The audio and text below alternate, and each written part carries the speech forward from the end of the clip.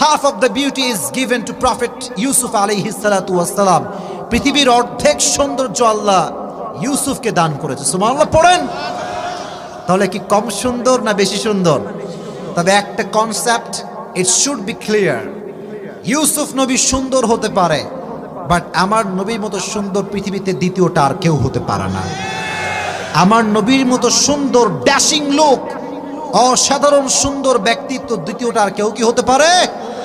চাঁদের চেয়ে সুন্দর তুমি নবী আমার কমলিহি ওয়ালা, দো জাহানের বাদশাহ তুমি প্যারা নবী সাল্লে আলা, দো জাহানের বাদশাহ তুমি প্যারা নবী সাল্লে আলা, চাঁদের চেয়ে সুন্দর তুমি নবী আমার কমলিহি ওয়ালা। সুবহানাল্লাহ পড়েন। সবচাইতে সুন্দর মানব ছিলেন আমাদের প্রিয় নবী, শেষ নবী মুহাম্মদুর রাসূলুল্লাহ সাল্লাল্লাহু আলাইহি ওয়াসাল্লাম। ইউসুফ আলাইহিস সালাতু ওয়াসসালাম একদিন ঘুমিয়ে আছেন। আমি শুরু করছি আমার ওয়াজ, প্লিজ কোনো প্রকার কোনো সাউন্ড করবেন না, keep quiet and keep silent, আমার কথা মনোযোগ দিবেন।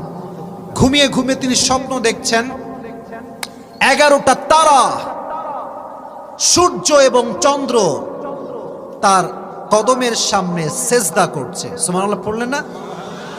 স্বপ্ন দেখে তার ঘুম ভেঙে গেল। আব্বাকে ঘুম থেকে উঠে বললেন, আব্বা জান, আমি একটি স্বপ্ন দেখেছি, ইন্নী রাআইতু আহাদা আশারা কাওকাবা ওয়াশ শামসা ওয়াল কমর রাআইতুহুম লি সাজিদিন। আমি দেখছি সূর্য, চন্দ্র, তারা আমার পায়ের কদমের সামনে সেজদায় লুটিয়ে পড়েছে। What is the explanation of this dream? আব্বাজান, এই স্বপ্নের ব্যাখ্যাটা কি হবে? আব্বাজান বললেন, স্বপ্নের ব্যাখ্যা আগে কথা বুঝবা, তোমার এই স্বপ্ন কারোর সঙ্গে শেয়ার করবা না। এর কারণ কিছু কিছু স্বপ্ন আছে শেয়ার করলে ক্ষতি হয়। মাথায় রাখবেন, দুটি বিষয় কখনো শেয়ার করতে হয় না। স্বপ্ন যদি আপনি দেখেন, ভালো স্বপ্ন হলে এটা মানুষের সঙ্গে শেয়ার করতে যাবেন না। যদি সুসংবাদ প্রাপ্ত হয় সেটা বলতে পারেন, বাট সব স্বপ্ন মানুষের সঙ্গে শেয়ার করতে নেই। আবার যদি আপনি বাস্তবিক জীবনে কোনো ভালো কিছু করার প্ল্যান করেন, সবাইকে বলবেন না, কারণ সবাই কিন্তু আপনার ভালো সহ্য করতে পারে না। আশেপাশে দেখলে মনে হবে ইয়ার ইয়ে তো মুঝে সচ মে হি মোহব্বত করতা হয়, কিন্তু আশেপাশে মানুষ বেঈমান দ্বারা আজকাল ভরে গিয়েছে, তুমি টেরও পাবা না। টেকে না, সবাইকে সব কিছু শেয়ার করা যায় না। উনি বললেন, তুমি চুপচাপ থাকো, কাউকে এটা শেয়ার করো না। তো সাইয়েদনা ইয়াকুব আলাইহিস সালাতু ওয়াসসালাম আগাগোড়াই আমাদের প্রিয় নবী ইউসুফকে খুব বেশি ভালোবাসতেন। তো তার যেই ভাই ছিল তারা খুব হিংসুটে। তারা বলতো, কিরে আমাদের আব্বাজান শুধুমাত্র ইউসুফকে বেশি ভালোবাসে, আমাদেরকে ভালোবাসে না কেন? তারা একদিন হিংসা করে বলল, আব্বাজান আপনি ইউসুফকে আমাদের সঙ্গে খেলতে পাঠান না কেন? আমাদেরকে দেন, আমরা একটু ঘুরাই নিয়ে আসি, খেলবো একসঙ্গে, ভাইয়েরা ভাইয়েরা খেলবো। তো যখন খেলতে নিয়ে গেল, তারা প্ল্যান করলো তারা ইউসুফকে হত্যা করবে। তো যখন হত্যার প্ল্যান হচ্ছিল, এক ভাই বলল, ওকে হত্যা করো না, তাকে তোমরা ধরে কুয়ায় নিক্ষেপ করো। কুয়ার নাম শুনছেন আপনারা সবাই? কুয়া। এখন তো আমরা ট্যাপ চালাই, এখন আমরা কল ইউজ করি। আগের যুগে ছিল কি? কুয়া। এটাকে ইংরেজিতে বলা হয় ট্যানেল। এটাকে বলা হয় কি? ট্যানেল। বলছে তোমরা ওকে ট্যানেলে নিক্ষেপ করো, কুয়া। এই কুয়ায় নিক্ষেপ করলে দুইটি বিষয় হবে, এক, ইউসুফকে হত্যা করতে হবে না, দুই, এখান থেকে অনেক ব্যবসায়ীরা যায়, তারা ইউসুফকে তুলে নিয়ে বিক্রি করে দিবে, আব্বাজান তার খবরও জানতে পারবে না। তাই কুয়ায় নিক্ষেপ করে দিল। বাট মাথায় রাখবেন, মানুষের ষড়যন্ত্র তো করবেই মানুষ, বাট সব কিছুর মালিক তো একজন। আওয়াজ দিয়ে বলেন তো, তিনি কে? ওয়া মাকারু ওয়া মাকারাল্লাহ ওয়াল্লাহু খায়রুল মাকিরিন। মানুষও একটা প্ল্যান করে, আল্লাহও একটা প্ল্যান করে। মানুষের প্ল্যানের 2 পয়সা দাম নাই যদি আল্লাহ তাকে বাস্তবায়ন করতে না চায়। ঠিক কেনা বলেন যুবকেরা? আল্লাহ বলেন, আমি তো তাকে হেফাজত করব।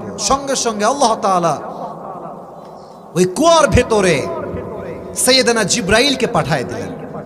জিব্রাইল বলছে, ইউসুফ লা তাহজান, টেনশন করো না, আমি তোমার সঙ্গে আছি, আমি তোমাকে হেফাজত করব। সুবহানাল্লাহ সবাই পড়লেন না মন খুলে? এবার কয়েকজন ব্যবসায়ী কাফেলা কুয়ার পাশ দিয়ে যাচ্ছে ব্যবসার খাতিরে, ব্যবসার উদ্দেশ্যে ভিন্ন পথে। হঠাৎ করে তাদের পানির প্রয়োজন হলো, তারা একটা বালতি নিল, রশি নিল, রশি দিয়ে বালতি আটকায় যখন কুয়ার ভিতরে বালতি নামাইছে, তখন বিবি আমাদের সাইয়েদনা ইউসুফ আলাইহিস সালাতু ওয়াস সালাম কুয়ার ভিতরে উঠে আসছে, বালতির ভিতরে উঠে আসছে। একজন সুশ্রী ছোট্ট বালক, তারা দেখেই বলছে আরে এত সুন্দর ছোট্ট যুবক বালক তো আমরা কখনোই আমাদের জীবনের চোখেও দেখি নাই। সুবহানাল্লাহ, যুবকদের মুখে নাই যে দেখছি, এত সুন্দর মানুষ কি হতে পারে? একজন বলছে ঠিক আছে একে তুলে নাও, একে নিয়ে আমরা মিশরের বাজারে বিক্রি করে দিব কম দামে। কিন্তু তারা জানে না যে এই মানুষটা আসলে কার পক্ষ থেকে সে আসছে। তারা তুলে নিয়ে গেছে তাকে। মিশরের বাজারে যখন তারা গিয়েছে, সব কাস্টমাররা আসছে কেনার জন্য। তো সবচাইতে বড় বিষয় হচ্ছে আজিজ মেসর। আমাদের দেশের প্রধানমন্ত্রীর নাম কি বলুন তো দেখি? শেখ হাসিনা। তখনকার যিনি প্রধানমন্ত্রী ছিলেন তিনিও বাজারে আসছেন গোলাম কিনবার জন্য। তো তার বিবির নাম ছিল জুলেখা। এই নাম তো সবাই শুনেছেন, নাম কি? জুলেখা। তো জুলেখা যখন দেখছে ছোট্ট একটা মায়াবী শিশু, দেখতে অসাধারণ সুন্দর, বলছে স্বামী একে ক্রয় করো, আসা আইয়ানফাআনা আও নাত্তাখিদাহু ওয়ালাদা, এ আমাদের জন্য অনেক উপকার দিবে এবং তাকে আমরা আমাদের সন্তান বানিয়ে লালন পালন করব। এবার আজিজ মেসর তাকে সবচাইতে চড়াও দামে ক্রয় করে তার রাজ প্রাসাদে নিয়ে গেল। সুবহানাল্লাহ পড়লেন না সবাই? এবার সাইয়েদনা ইউসুফ আলাইহিস সালাতু ওয়াস সালাম শুরু হলেন তার যৌবনকালে আসতে শুরু করলেন। যখন তিনি ছোট্ট হতে হালকা বড় হলেন, তার যেই সুন্দর অবয়ব চেহারা, তার যেই সৎমা বা তার যেই ডাকমা আছে, জুলেখা তাকে দেখে তার ভেতরে একটা খারাপ আকাঙ্ক্ষা শুরু হলো। সে আবার প্ল্যান করতে শুরু করলো আমি ইউসুফের সঙ্গে জেনা করব। নাউজুবিল্লাহ পড়লেন না? সে প্ল্যান করলো যে আমি জেনা করেই ছাড়বো আজকে ইউসুফের সঙ্গে। এই যুবকেরা মনোযোগ দাও, আমি কিন্তু আমার ওয়াজের একদম মূল পয়েন্টে চলে আসছি। তাফসীর বোঝার জন্য বলতেছি, আগেই বোঝেন চরিত্রের দাম কম না বেশি, এটা ক্লিয়ার হোক আগে। কম না বেশি? চরিত্রের দাম অনেক বেশি।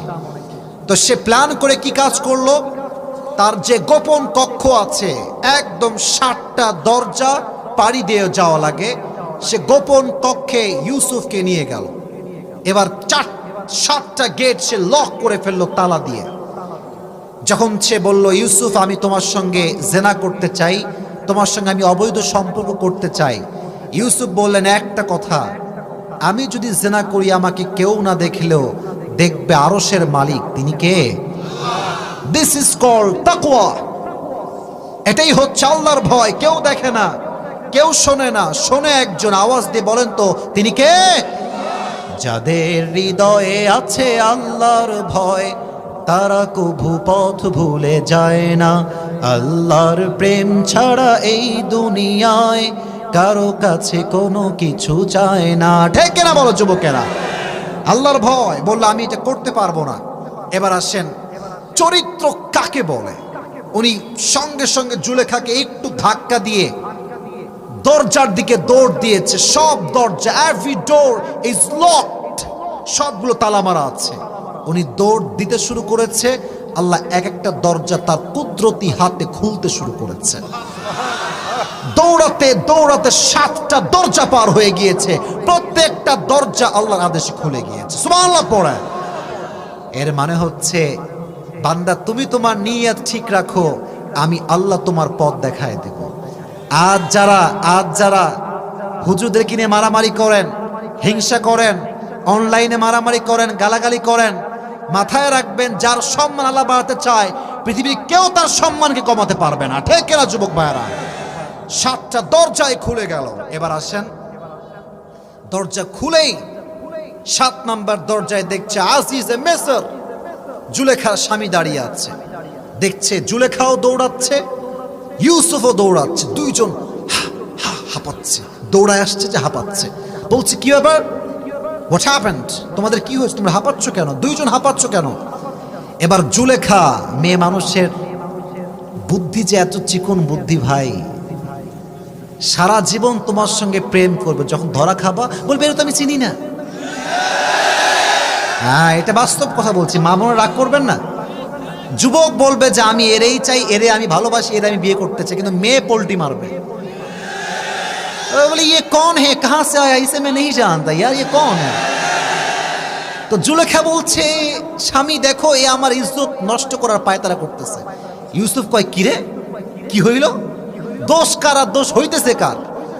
এখন আল্লাহ বললেন, ইউসুফ তোমার কোনো টেনশনের কোনো কারণ নাই, তোমার চরিত্রের সার্টিফিকেট আমি আল্লাহ নিজেই দিয়ে দিব। না সুবহানাল্লাহ হয়নি, না আরো হয়নি, জোরে সরে পড়েন। কেমনে দিব? তুমি আজিজ মেসর জুলেখার স্বামীকে বলো যে আমি যে নিষ্কুলুষ এটার প্রমাণ দিবে একজন ছোট্ট দুধের কোলের শিশু, সেই বলবে আমি ইউসুফ কোনো অন্যায় করিনি। সুবহানাল্লাহ পড়লেন না? আজিজ মেসর বলছে Yusuf doesn't make any sense, doesn't make any sense. কি বলছো যে দুধের বাচ্চা দুধ খায়, মায়ের বুকের দুধ খায়, সে কথা বলবে কেমন করে? এ তো সম্ভব নয়। বলছে আপনি নিয়ে আসেন, তখন দেখা যাবে। বাচ্চাকে নিয়ে আসা হলো। আল্লাহর আদেশে বাচ্চার জবানটা মায়ের কোল থেকেই খুলে গেল। এটা বানানো কোনো কথা নয়, কোরআনের কথা, বানানো কোনো কথা নয়। বাচ্চা একটা লজিক দিয়েছে। হ্যাঁ, এদিকে চোখে চোখ রাখেন। বলছে যদি ইউসুফের জামার সামনের অংশ ছেঁড়া থাকে তাহলে ইউসুফ দোষী, আর যদি পেছনের অংশ ছেঁড়া হয়, পেছনের, এটা হচ্ছে সামনের পার্ট, এটা হচ্ছে পেছনের পার্ট, যদি পেছনের পার্ট ছেঁড়া হয় তাহলে জুলেখা দোষী। এবার চেক শুরু করা হলো। চেক করে দেখা গেল ইউসুফের সামনের জামার কোনো পার্ট ছেঁড়া নাই, পেছন থেকে ছেঁড়া। কেন? কারণ জুলেখা টান দিয়েছিল, ছিঁড়ে গিয়েছে। এটাই স্পষ্ট প্রমাণ হয়ে গেল যে ইউসুফের কোনো দোষ নাই, সব দোষ জুলেখা। ঠিক কেনা বলো যুবক ভাইয়ারা? আল্লাহ চরিত্রকে নিষ্কুলুষ প্রমাণ করলেন। বাট ওই যে মেয়েদের হিংসা একটু বেশি হয়। জুলেখা বলছে তুই আমার সঙ্গে করলি না, আমাকে স্বামীর কাছে খারাপ বানাইলি, দাঁড়া এবার তোরে আমি জেলখানায় ভরবো। তো জুলেখার কথায় ইউসুফ বলছে যাও, জেলখানায় যেতে প্রস্তুত আছি, বাট হারামে যাওয়ার জন্য আমি মোটেও প্রস্তুত নই। ঠিক কেনা বলো যুবকেরা? ইমান, চরিত্র আমি বাঁচাই ছাড়বো। তো জেলখানায় দেওয়া হয়েছে। ভাই মানে এত সুন্দর ধারাবাহিক ওয়াজ, ধারাবাহিক কথা, কোরআনের কথা, মানে বললে শুধুমাত্র বলতেই মনে চায়, মনটা ভরে না। আপনারা সবাই পড়েন সুবহানাল্লাহ।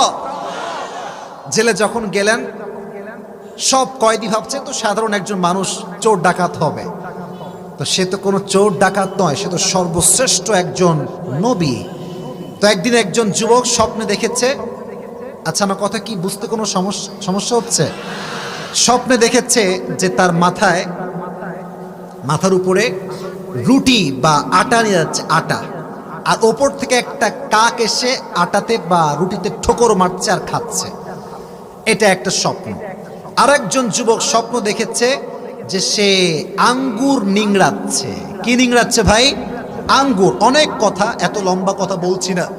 তো তারা বলল যে এই স্বপ্নের ব্যাখ্যাটা কি হবে, এর ব্যাখ্যাটা কি হতে পারে, কে বলতে পারে? তো সবাই তো জেলের কয়েদি, আসামি সবাই। তো ইউসুফ বলছে আমি এই ব্যাখ্যা জানি, যদি বলি তোমরা কি বিশ্বাস করবা? বলছে হ্যাঁ বিশ্বাস করবো। বলেন কি ব্যাখ্যা? তো বলছে প্রথম যে ব্যক্তি স্বপ্নে দেখেছিল যে তার মাথার থেকে আটা বা রুটি কাক খাচ্ছে ঠোকর ঠোকর দিয়ে, তার কিছুদিনের মধ্যে ফাঁসি হবে, তাকে শুলিতে চড়ানো হবে। এটা একটা ব্যাখ্যা। আর যে এই যে আঙ্গুরের স্বপ্ন যে দেখেছে নিংড়ানোর, তার ব্যাখ্যা হচ্ছে সে কয়েকদিন পরে মুক্তি পাবে এবং সে এইকালীন বাদশাহ যে আছে তার দরবারে তাকে মদ খাওয়ানোর যে দায়িত্ব আছে সেই সেবায় সে নিয়োজিত হবে। এটা হচ্ছে এই স্বপ্নের ব্যাখ্যা। ব্যাখ্যা যা দিয়েছে কয়েকদিনের মাঝে ইউসুফের ব্যাখ্যা হুবহু মিলে গিয়েছে।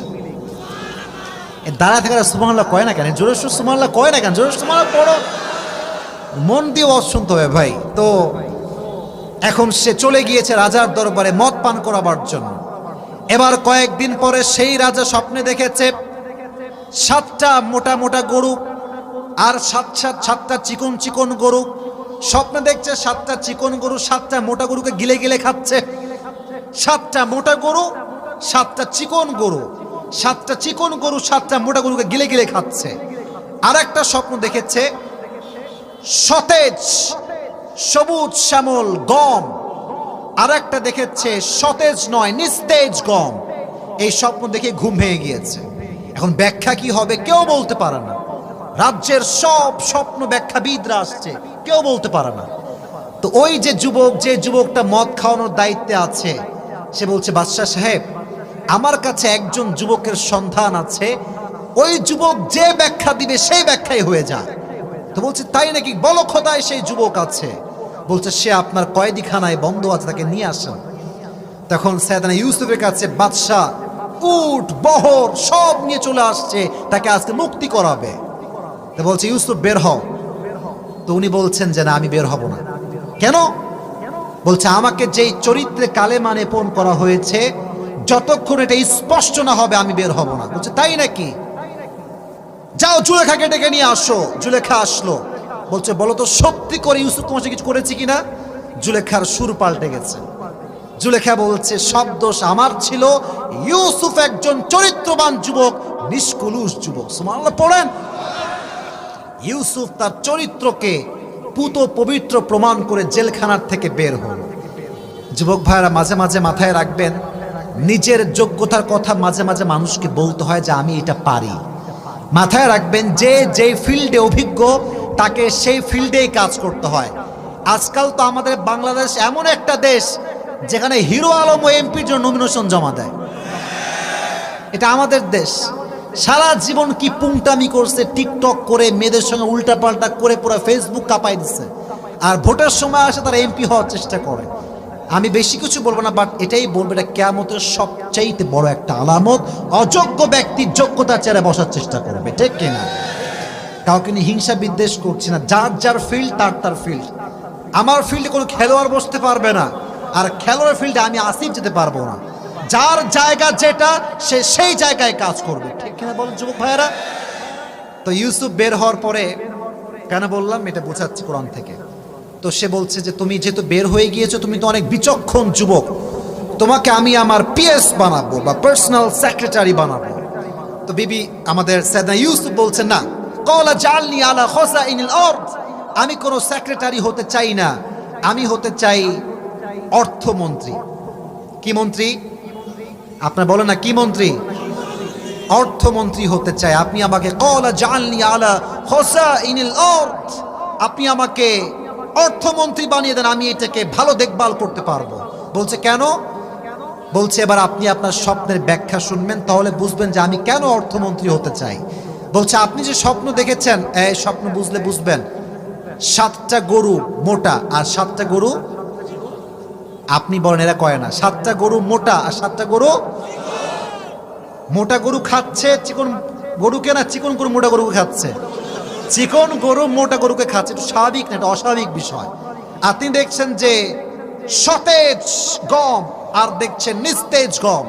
এর ব্যাখ্যা হচ্ছে, উনি বললেন এই যে 7 বছর আছে, আগামী 7 বছর, এই 7 বছর আপনাকে পরিপূর্ণ যা খাবেন তা খাদ্য গুদাম করতে হবে, প্রিজার্ভ করতে হবে। কারণ তারপরের যে 7 বছর আসবে এটা হবে দুর্ভিক্ষের বছর। তখন কোনো ফল হবে না, বৃষ্টি হবে না, অনাবৃষ্টি হবে, দুর্ভিক্ষ হবে, কোথায় কোনো খাবার জায়গা থাকবে না, খাবার থাকবে না, ফল উৎপন্ন হবে না, আপনাদের ফসল উৎপন্ন হবে না।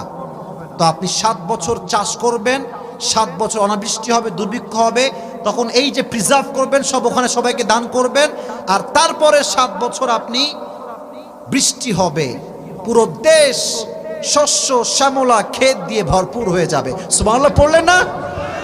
7 7 7 মোট কয় বছর বলেন না, কয় বছর? 21 বছরের প্ল্যান তিনি বললেন যে এই প্ল্যানটা সামনে আসছে, তো আমাকে অর্থমন্ত্রী দিলে আমি আপনার এই কাজটা ভালো করে করতে পারবো। তো তাই হলো, তাকে আল্লাহ তাআলা তার মাধ্যমে, আজিজে মিসরের মাধ্যমে ওই কুয়ার ট্যানেল থেকে উঠায় নিয়ে এসে রাজপ্রাসাদের অর্থমন্ত্রীর দায়িত্বে বসায় দিলেন। আল্লাহু আকবার। এর মানে হচ্ছে দুশ্মন তো প্ল্যান করবে তোমাকে নামানোর জন্য, বাট মাথায় রাখবা যদি আল্লাহ তোমাকে উঠাতে চায়, পৃথিবীর কোনো শক্তি তোমাকে দমিয়ে রাখার কোনো ক্ষমতা রাখে না, ঠিক কিনা বলো? আল্লাহ হচ্ছেন ওয়া তুইজ্জু মান তাশা ওয়া তুদিল্লু মান তাশা বিয়াদিকাল খায়র। তিনিই সম্মানের মালিক, তিনিই লাঞ্ছনার মালিক। যারে চায় তারে সম্মান দেয়, যারে চায় তারে লাঞ্ছিত করে। আওয়াজ দিয়ে বলেন তো সেই সত্তাটা কে? আল্লাহ তাআলা হচ্ছেন সেই সত্তা। তো এবার কাজ শুরু হয়ে গেল। দীর্ঘ 7 বছর যাবত চাষ করা হলো জমিতে, ফসল, ফল, খেজুর, গম, আটা, ময়দা, ধান সব চাষ করা হলো। প্রায় 7 বছর খাওয়া হলো এবং প্রিজার্ভ করা হলো। 7 বছর পরে আসলো দুর্ভিক্ষ, মানুষ খেতে পায় না, ভাত নাই, চাল নাই, ডাউল নাই। তখন তিনি এই 7 বছরের সব প্রিজার্ভ করা জিনিসগুলো বন্টন শুরু করলেন। আর ওই যে 11 ভাই, মনে আছে তাদের কথা, যারা কুয়ায় ফেলেছিল, তারা থেকে কেনানে, এবার এই দুর্ভিক্ষ পৌঁছাতে পৌঁছাতে কেনান পর্যন্ত গেল। এবার কেনান থেকে তার 11 জন ভাই তার কাছে আসলো সাহায্য চাওয়ার জন্য। এবার দেখবেন ঘটনা কোন দিকে মোড় নেয়। এবার এটা সবাই মিলে তাকবীর দেন। আচ্ছা, রাত কি বেশি হয়ে গেছে না? রাত যদি বলেন হুজুর 12টা বেজে 12:30 বাজতে গেলে আমরা ওয়াজ আর শুনবো না, তাহলে দোয়া করে দিব, নয় ওয়াজ করবো, কোনটা হবে? ওয়াজ করা যাবে তো ইনশাআল্লাহ? তাহলে এবার সবাই দুটো হাত তুলেন দেখি। আমি তাকবীর দিব, আপনারা সবাই আমার সঙ্গে তাকবীর দিবেন। লিল্লাহি তাকবীর। আরো জোরে হবে, লিল্লাহি তাকবীর। আল কোরআনের আলো, আল হাদিসের আলো, কোরআন হাদিস আলেম ওলামা যেখানে, আল্লাহ কবুল করুক, পড়া আমিন। শোনেন, মাঠ চতুর্পাশে ভরা, এই যে যুবক ডানে পুরোটা ভরা, বামে এদিকে যুবকরা দাঁড়ায় আছে। আমার কথা হচ্ছে এই, আমরা যতক্ষণ এই ওয়াজের শিক্ষা না জানতে পারছি, কেউ ডান বাম হব না। তবে হ্যাঁ, 2-1জনের ওয়াশরুম লাগলে সেটা ভিন্ন ব্যাপার, বাট ওয়াশরুম ছাড়া কোনো যুবক যদি ডান বাম হয়, এটা বেইমানি হবে কিন্তু আমার সাথে। কারণ পুরো জীবনে ধরে বসবেন ওকে, ঠিক আছে? পুরো জীবনে একটা দিন আসছি, যদি 1 ঘন্টা ওয়াজ না করতে পারি, মনে কি শান্তি লাগবে? বলেন না, মনে শান্তি লাগবে? যুবক ভাইরা বলেন, আমাকে পরিবেশ দেন। এবার এই 11 জন যুবক ইউসুফের কাছে আসছে সাহায্য চাওয়ার জন্য। তো তিনি যেহেতু অর্থমন্ত্রী, যেই আসুক না কেন তার সঙ্গে আগে সাক্ষাৎ করতে হয়। তো 11 জন আসছে দল বেঁধে, তাগড়া যুবক। বলছে আপনাদের নাম কি বলেন তো দেখি। এক এক করে নাম বলতে শুরু করছে, আমার নাম, আমার নাম, আমার নাম।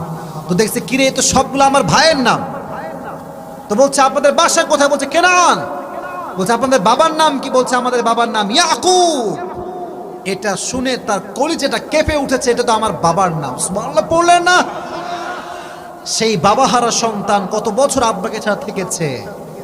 এবার সে বলছে ঠিক আছে, আপনার কি আর কোনো ভাই আছে? বলছে হ্যাঁ আছে, বিনিয়ামিন তার নাম। সে কোথায়? বলছে বাবার কাছে আছে, তাকে আমরা নিয়ে আসি না, বাবা তাকে ছাড়ে না, সে আমাদের বাবার কাছেই আছে। বলছে তাই? তবে হ্যাঁ, যদি নেক্সট টাইমে আমার কাছে কোনো প্রয়োজন থাকে আসার, ভাইকে নিয়ে আসতে হবে, নয় কোনো সাহায্য তোমরা পাবা না। বলছে ঠিক আছে, নেক্সট টাইম ভাইকে নিয়ে আসবো। তো তারা খাদ্য গুদাম যা যা ছিল সব নিয়ে কেনানে চলে গিয়েছে। আব্বাজান, একটা খবর দিতে চাই। কি খবর? বলছে আমাদের যে ভাই বিনিয়ামিন আছে, সে যদি এরপরে আমাদের সঙ্গে না যায়, আমরা কিন্তু এই দুর্ভিক্ষের সময় চাল ডাল ভাত ধান কিছুই আর পাবো না। তিনি বলছেন না, আমি দিব না, কারণ এর আগে আমার সন্তানকে তোমরা হত্যা করে ফেলেছো, তাকে তোমরা নিয়ে আসো নাই, তোমাদের সঙ্গে আমি আমার সন্তানকে আর দিতে চাই না।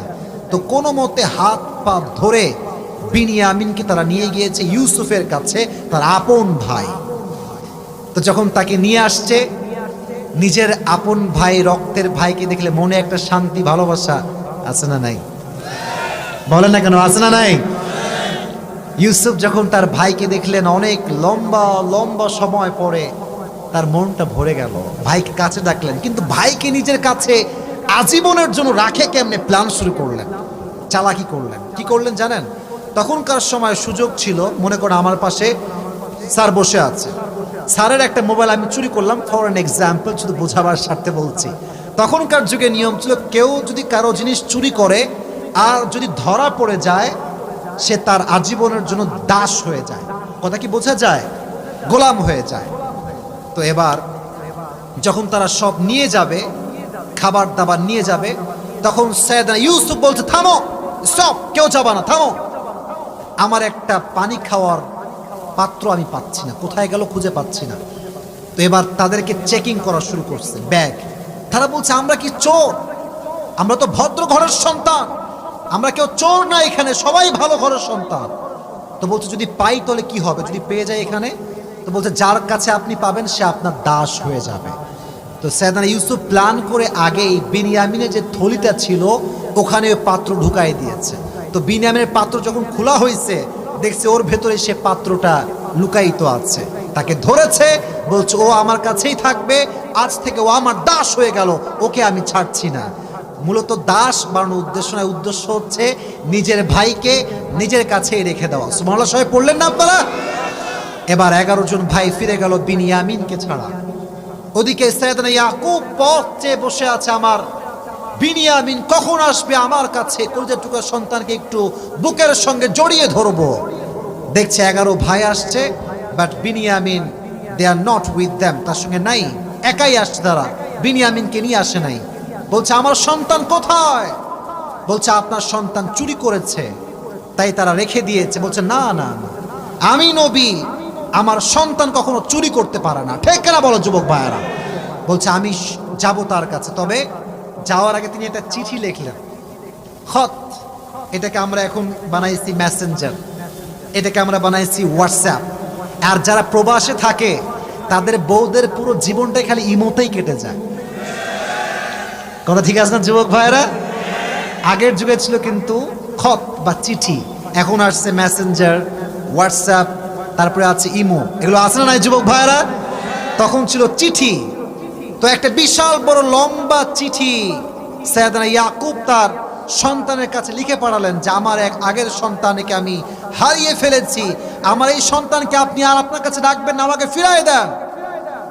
এই চিঠি পড়ে এত আবেগী কথা চিঠিতে ছিল যে সাইয়েদনা ইউসুফের 2 চোখ বেয়ে বেয়ে পানি পড়তে শুরু করেছে। সুবহানাল্লাহ, পড়ুন সবাই। সাইয়েদনা ইউসুফ বললেন এই তো আমার সময় চলে আসছে, আমার অপেক্ষা করলে আর চলবে না। এবার 11 জন ভাইকে ডেকেছে, ডাক দিয়ে বলছে এই শোনো, তোমাদের যে একটা ছোট্ট ভাই ছিল তাকে তোমরা কি করেছো? এই কথা শুনে ওদের মাথা ঘুরে গেছে, কিরে ওরে আমরা কি করছি এই লোক কেন জিজ্ঞেস করে? কারণ সে তো অর্থমন্ত্রী, সে তো ফিনান্স মিনিস্টার, সে কেমনে জানবে যে ওই সেই ছোট্টবেলায় এক ছোট্ট বালককে আমরা কুয়ায় নিক্ষেপ করেছি? এই লোক কেমনে জানবে? তো তারা বলছে যে আমরা, আমাদের ভাই হারাই গেছে, বাঘে খেয়ে ফেলেছে। বলছে তা না তা না, বরং তোমরা তোমাদের ভাইকে কুয়ায় নিক্ষেপ করেছো, আর তোমার ভাইকে আল্লাহ কুয়ার থেকে উঠায় নিয়ে রাজপ্রাসাদে অর্থমন্ত্রীর দায়িত্বে বসিয়ে দিয়েছে। সুবহানাল্লাহ পড়েন। হাদা আখি কদ মান্নাল্লাহু আলাইনা ইন্নাহু মান ইয়াত্তাকি ওয়া ইয়াসবির ফাইন্নাল্লাহা লা ইউযিউ আজরাল মুহসিনিন। এটা আমার ভাই এবং আমি হচ্ছি ইউসুফ। এটা শুনে এদের মাথায় চক্কর দেওয়া শুরু করছে।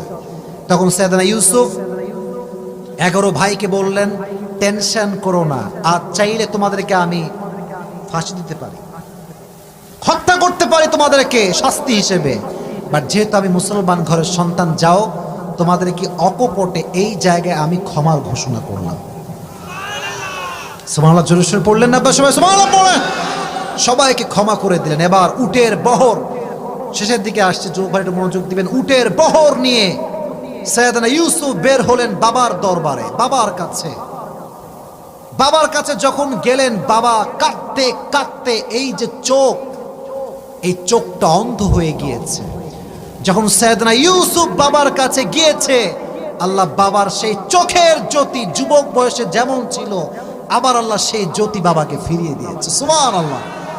যখন বাবা তার সন্তানকে দেখছে, ইউসুফ আজকে বড় হয়ে গিয়েছে, আজকে সে অর্থমন্ত্রী হয়ে গিয়েছে, বাবা তার সন্তানকে দেখে, কলিজার টুকরা সন্তানকে জড়িয়ে ধরে এমন একটা হাউমাউ করে কান্না শুরু করেছে, সবার চোখে পানি, সবাই আবেগ আপ্লুত হয়ে গিয়েছে। এবার যখন জড়িয়ে ধরেছে, বাবা, মা এবং ওই 11 জন ভাই সবাই মিলে ইউসুফের পায়ের কাছে সেজদা দিয়েছে। এটাকে বলা হয় তাযীমি সেজদা।